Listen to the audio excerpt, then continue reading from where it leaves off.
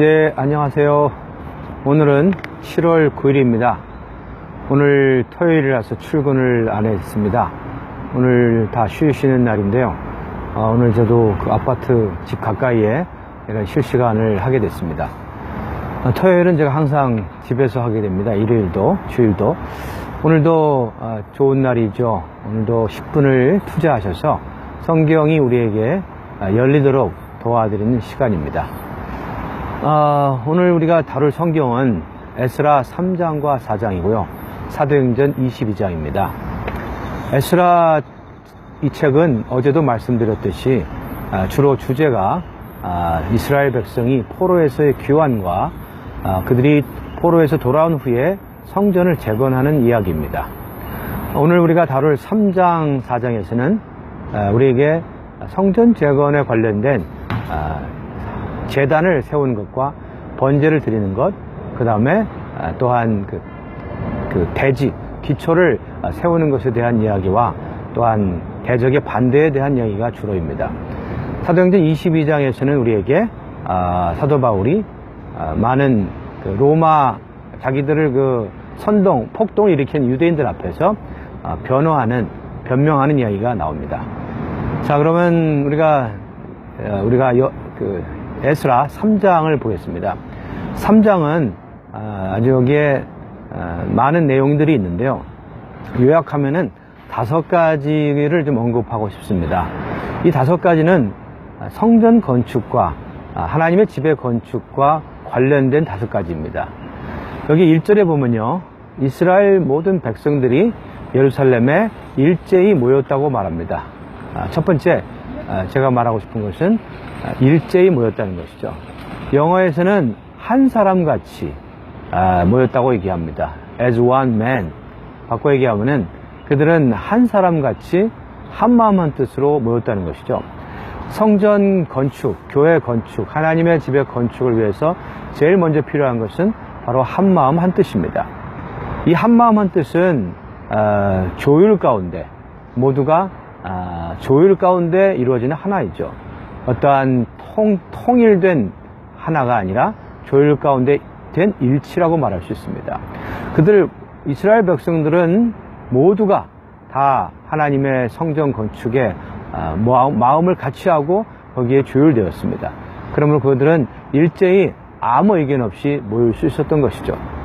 두 번째, 2절과 3절에 보면요, 여기에 두 무리가 언급이 됩니다. 한 무리는 예수아로 예표된 제사장 무리입니다.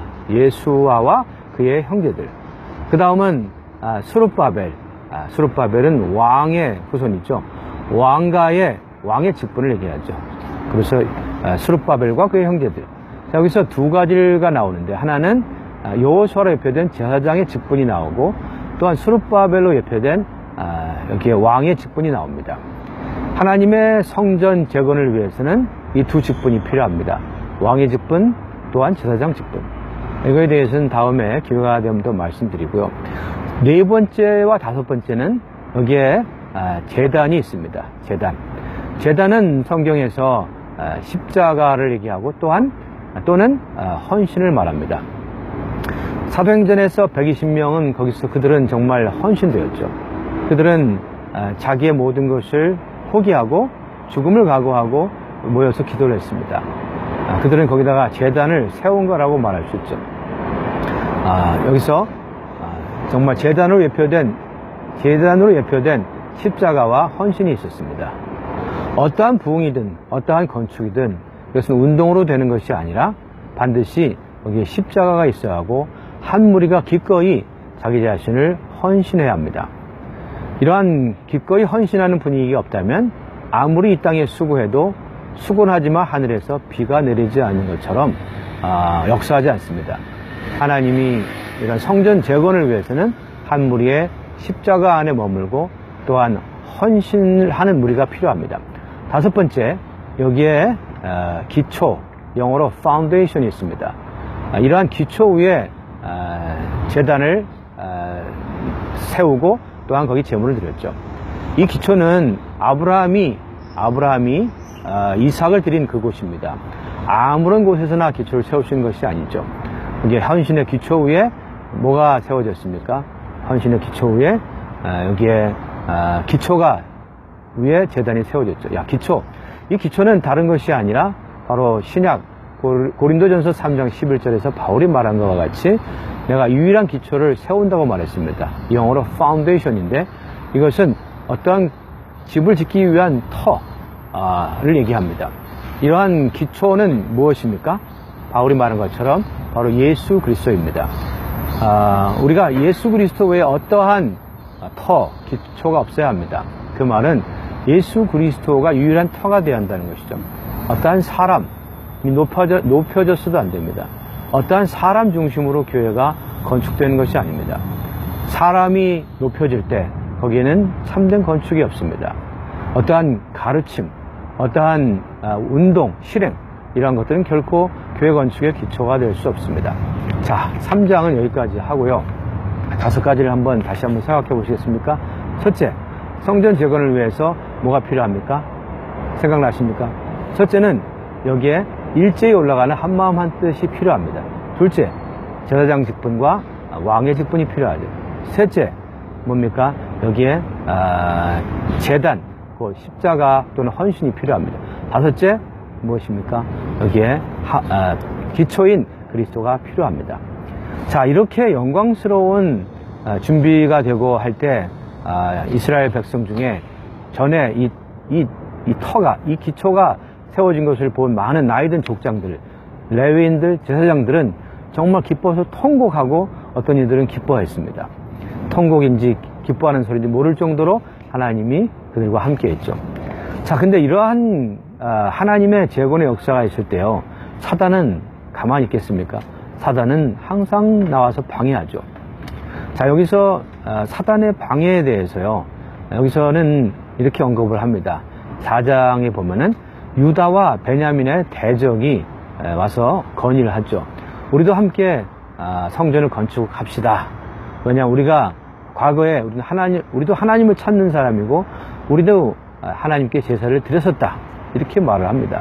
사실 그들은요, 북쪽에서 이 대적은 과거에 이러한 것을 조금 지켜봤을 뿐이지 실제로는 하나님을 찾는 사람들이 아닙니다.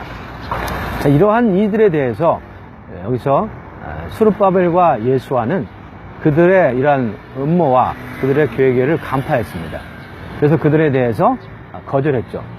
자, 이러자 이 대적은 아주 간교한 방법으로 방해를 합니다. 이 방해는 2단계로 거쳐지는데요. 성경을 보면은 먼저는 여기에 의사들을 통해서, 의사라는 말은 카운셀러인데요, 전문적으로 어떤 일을 해결하는, 지금으로 얘기하면 변호사, 이러한 사람들인데요, 이런 카운셀러, 이러한 의사들을 통해서 어떤 일을 해결하도록 도와주는 사람이죠. 이 사람들을 통해서 뭘 하냐면 뇌물을 왕들에게 바칩니다. 자, 뇌물을 바침으로 자기들의 말을 듣게 하죠. 여기 자세히 보시면요, 언제까지 그랬냐면 고레스 때부터 다리오까지 계속 뇌물을 갖다 바쳤습니다. 그뿐만 아니라 아하수에로 왕일 때는 뇌물만이 아니라 조섭, 서신을 써가지고 뭐라고 말했냐면요, 이쪽 사람들이, 유대에 있는 사람들이 성읍을 짓는데, 성읍을 짓게 되면은 그들이 정말 강성해져서 나중에는 세금도 내지 않을 것이고, 또한 그들은 독립될 것이다. 그러면 당신들은, 왕은 이들을 관여할 수 없고, 또 과거에 이 성읍에는 배역도 많이 일어나고 거역도 많고 이러한 역사적인 사실이 있기 때문에 이 성전 건축 혹은 성 건축을 저지해야 합니다 라고 왕이 얘기합니다. 결국 왕은 아닥사스 왕일 때 결국 성전 건축이 중단됩니다. 자, 여기서 우리는 성전 건축의 이 지연과 장애는 주로 좋은 건의에서 온다는 것입니다.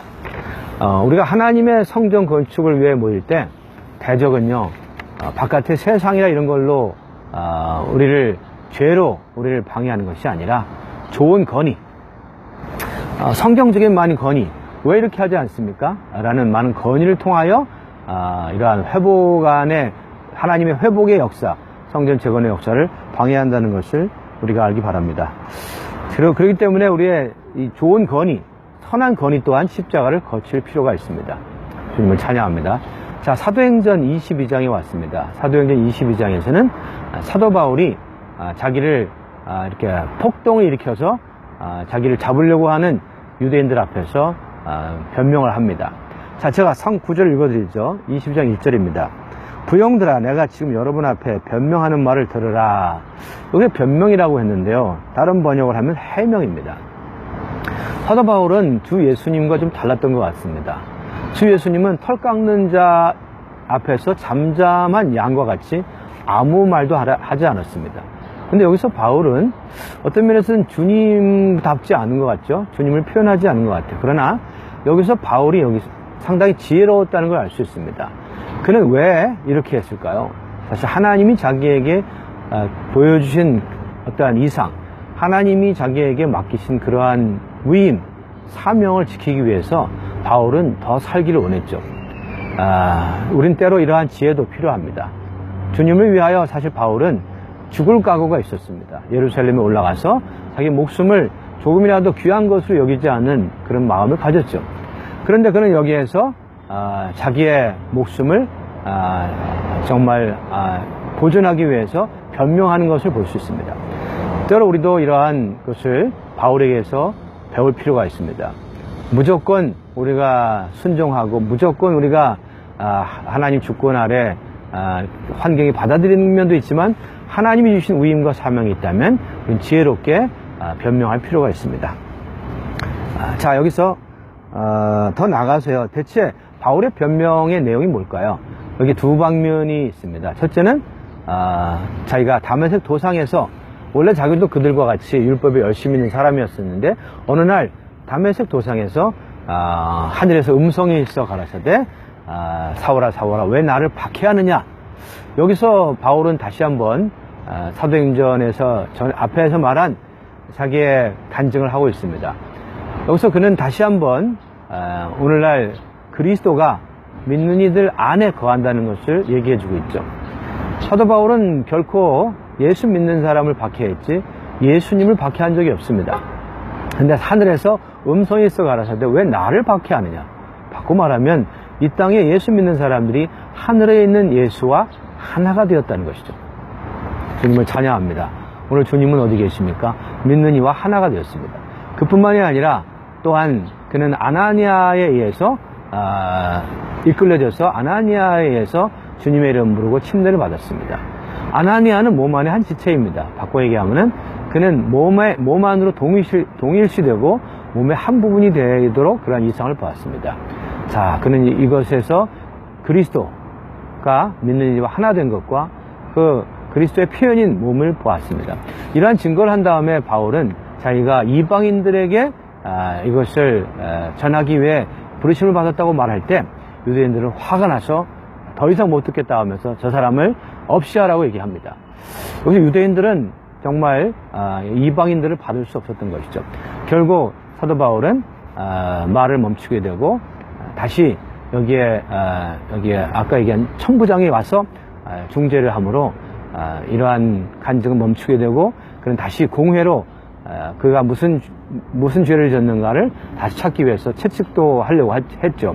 그리고 백부장이 채찍하려고 할 때 로마의 법은 나 로마 사람인데 왜 유죄 판결도 안 하고 채찍하는 것이 법에 맞냐 이렇게 물어봤을 때 그때 백부장이 천부장에게 알려주므로 그럼 다시 이 안건을 공회로 가져갑니다. 자, 오늘 여기까지 마치겠습니다.